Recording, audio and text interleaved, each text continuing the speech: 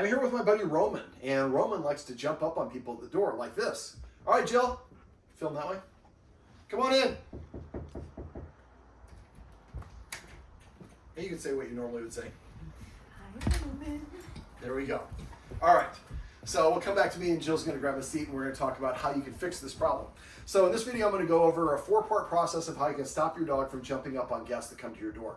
Now, when a lot of dogs jump up on our guests, they're doing it out of actually a nicety. They're trying to be a polite dog and welcome them into your home. When dogs greet other dogs, they often like to lick the other dog's face. Problem is, our face is up here, so that promotes a lot of jumping.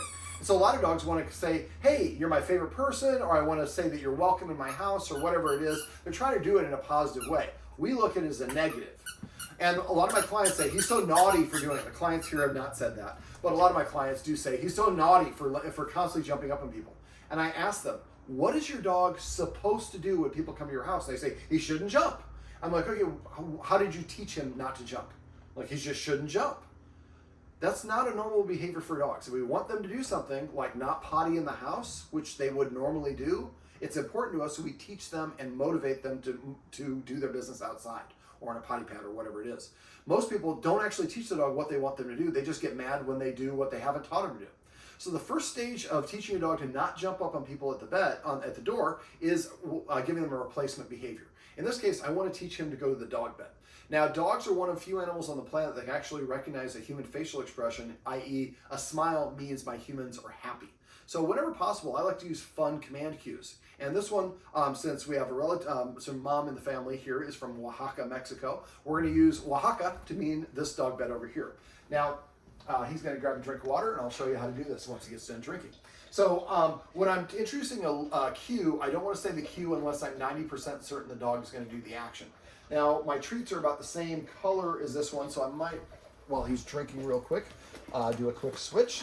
Dogs are colorblind. They see everything in a blue or, there we go, blue, yellow, or khaki, or gray. So if I put one of these treats that I normally do on there, it's hard to see. He'll smell it. Come here, buddy. But if I put this one on there, it's easier for him to see the contrast. All right, Oaxaca. Yes. His marker word is yes, and you need a marker word to do this. So what I'm going to do, now I'm going to lure him over here, and I'm going to say, throw the treat on the bed and say yes when he steps on it. Now, I wasn't fast enough to say what I want to say, which is say the word first. Normally, you don't say the word until you're able to predict the reaction, but I'm pretty certain if I throw a treat there, he's going to go there. So I'm going to say Oaxaca, then I'm going to toss the treat. I say yes when he steps on it. And then I can get a little bit more precise and lure him into an SAT. Yes. So when you're doing this, if he goes to the bed, you say yes. If he is on the bed and he sits down, you say yes, even though you didn't tell him to do that. That's a good thing. It's more time on the bed. You can also lure him on the bed like this. Oaxaca. Yes. So he's a little sloppy there. He's only got one paw on the bed. That's totally fine. Eventually, you can get a little bit more precise. The mat is a little bit smaller. I want one usually a little bit bigger, but that's totally fine. Now, when you're training a dog, come here. Come. You want to train with as many different angles as you can. Oaxaca. Yes. So I want to train him from this angle, from this angle, from this angle, and so on. So you want to get to the point, I'm showing you how to do this. I'm going to do all the parts really quickly. This should take you a little bit of time and practice to do this. And when you're practicing this, practice in like 1 to 2 minute practice sessions. Always end on a positive. Yes. So he laid down on Oaxaca. I didn't tell him to do something different, but he did something different on the bed. So if he sits on it or lays down, you're going to mark that as well. Eventually, you want to get to the point where you can say, Oaxaca. He runs over here and sits down.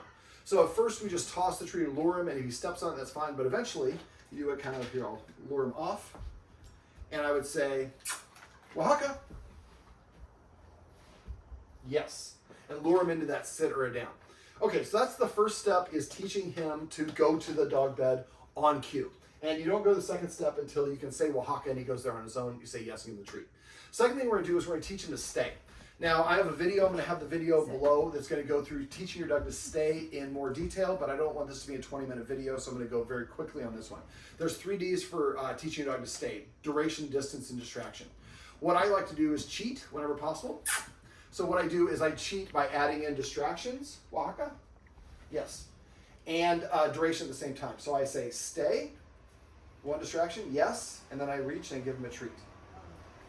Stay, 1 distraction, yes, treat. and I didn't ask the guardian what he wants to use as his release word. Stay, yes, treat.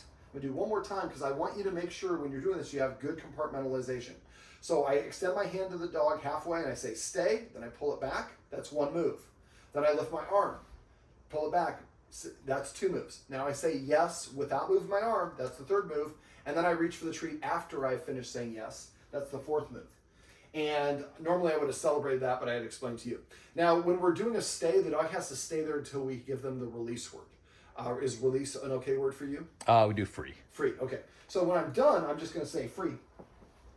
And that is way I'm prompting him to go off of the bed. So the second stage for this is to teach your dog to stay on the dog bed. So what I do is I put him on the dog bed, and at first I'm just saying stay, and I offer one distraction and 1 second at the same time. That's how I'm combining the two together. Pull it down, say yes, and then give him a treat. I usually do that same chicken wing 3 or 5 times in a row, but only one flap. The next time I do it, I might say stay and go 1, 2. Or stay, 1, 2, whatever you want to do. Just make it from the waist up. When your feet move, that's when dogs think you're leaving. Also, dogs look at what direction your feet are pointing. So if I'm teaching a stay and the camera's a stay and I say stay, and I back away, my feet are pointed this way, the dog thinks I'm going to return, they're more likely to stay. If I say stay and I turn my feet this way, dogs are more likely to walk away from you. To follow, not walk away, but walk where you're coming. So when I teach these, I teach duration and distance, or excuse me, duration and distractions only, till I can get up to 15 distractions. Look like you're having a seizure or breakdancing, but again, waist up only. Once you get to that point, then you're gonna do the second stage. Now for the second stage, hey buddy, come here. We want you facing the door. So lure him around, there we go. So now what I'm gonna do, and I'm not gonna do all of it, but I'm gonna say stay, take 1 step back, return, yes, and give him the treat. And I would repeat 1 step back 3 times, then I would release him, or 5 times, or whatever you want to do. Yes. You're doing a good job on Oaxaca. Now I'm going to say stay, 1, 2 steps back, and then I immediately return. Yes, and then I give him the treat. A lot of people, when they start moving away, they start going like this. They stay. I'm over-exaggerating. They use really weird movements that we don't normally do. And then, or they'll go stay, and they'll wait back here a long time. So you don't want to do that. You just want to say stay, take your step back, return, yes, and then give them the treat. And you're going to do this until you're going to walk all the way to the door to the house and walk all the way back to him and give him the treat. So we're walking backwards. Our feet are pointed towards him. So he doesn't have a need to leave. There's nobody at the door. Don't practice this when there's distractions or things are going on. All we're doing is we're helping him first learn to go to the place. Second step was learning to stay in the place. Third step is stay in the place as I walk towards the door, backwards. Then eventually, when I can go all the way to the door, backwards, and I do the same thing, stay, and I go like this. Yes, and you'll get dizzy, so look up when you're doing this. But at first, so 3, you do it 1 step each way, then 2 steps, then 3 steps. Eventually, you're able to turn your back, walk all the way to your door. He stays in the dog bed because there's no reason for him not to, because he knows you're going to come back and give him the reward. And for stay, a last little button on stay, always release him. Don't ever let him auto-release. If somebody's going to come in and you're practicing, you know he's not going to stay, release him before you come in. We don't want him to do it on his own. And gradually, if you work your way up, stay is the grandfather of all impulse control exercises. I didn't ask my clients this, but most clients I ask, what rules does your dog have? And they can't come up with any. Well, if our dog doesn't have any practice restraining themselves, it's hard for them not to jump up, not run out the door, and so on. All right, so the next stage, Oaxaca. Yes, and look at him, he's already turning away this way, where before he was kind of looking that way. So eventually we're going to go all the way to the door, and I'm going to there we go. So I'm going to have Dad get up, and you can follow him if you don't want to be on camera, but you're going to get up and you're going to basically walk around. I want you shooting this way, keep the same shot, but I'm going to show you at the door. So yeah, you can grab a seat there. All right, so you're going to come over here so you can kind of see what we're doing. You can sit there if that works. So let's say he's got a good stay. Yes. So I'm going to walk all the way back to, and again, at this point, you should be able to turn around and walk to the door. Now, we think of opening the door as one thing. We just turn the handle, open the door, and people come in. There's a whole bunch of steps to it. Now, this is going to be convoluted because of the place, but that's okay. So I'm going to reach my hand towards the handle, come back, say yes, then give him a treat. And I'm going to give him another stay. Walk back to the door. Now, I'm going really fast, so normally I would reach, pull back, go back to him, give him a treat. If you reach this far and he gets up, make it easier. So reach only a quarter of the way, then go back. The whole point is we're having him be successful. If he fails, that means we set him up to fail. We did too big of a jump. Now, eventually we want to get to the point you can see him in the shot, right? Mm-hmm. And then I'm going to come all the way back to him and give him a treat. Because that sound of the handle turning is what happens before a guest comes in. I should have said stay there.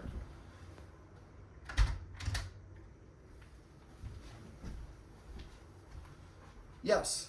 So what we're doing is we're teaching him, if you stay here, stay, good things come for you. So now I'm going to open the door an inch, and then I'm going to go back. Yes. And we do that one more time. Stay. Hey, how's it going? Come on in. Verbal. That's what we normally do, but there's nobody there. Yes. All right, we're going to do this one more time. When I get up to open the door, you're going to sneak out, and then you're going to knock on the door, and we're going to see if we... Now, this is very quick, so I don't expect him to do it, but we'll see. I just want to show you the whole picture. You ready? All right, stay.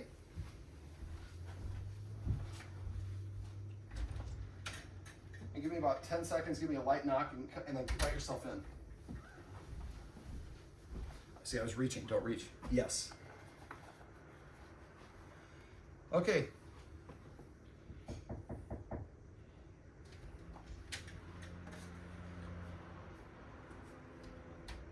Yes. And the guest comes and sits in. So what we're going to do is once we've gotten to this point, we're going to keep him here in a stay until he relaxes a little bit. Then we're going to give him the release word. Now, every once in a while, if he's really excited, there's nothing wrong with just going and give another treat. And give him another treat. Motivation is really key. He's got to want to stay here. And if he thinks, well, it's more motivated to run over there and jump on the person, he's going to do that. So sometimes at first when you're doing it, you might have to give him 3 or 4 treats when he's doing this. Now, the best practice is when we don't need it. She's been here for over an hour. She's one of his favorite people, but he's already gotten familiar. He's not super excited. So when you're doing this, it'd be nice if you came over and visited like we are, then practice this exercise while you're in the middle of it. And eventually you get to the point where you can eventually do it where you call ahead of time. So you tell him to come over here, sit down, and then go let him in and go through the same process. Now, if you really want to be impressive, some people will, you have a doorbell sound, right? Mm-hmm. You could ring the doorbell and then say, well, Haka, and have him come here. And so eventually the doorbell means come over here, or the knock means come and sit over here. That starts your whole process. That's really impressive because he hears the knock, he automatically comes here, puts himself as self-stay, and then you go and let your guest in.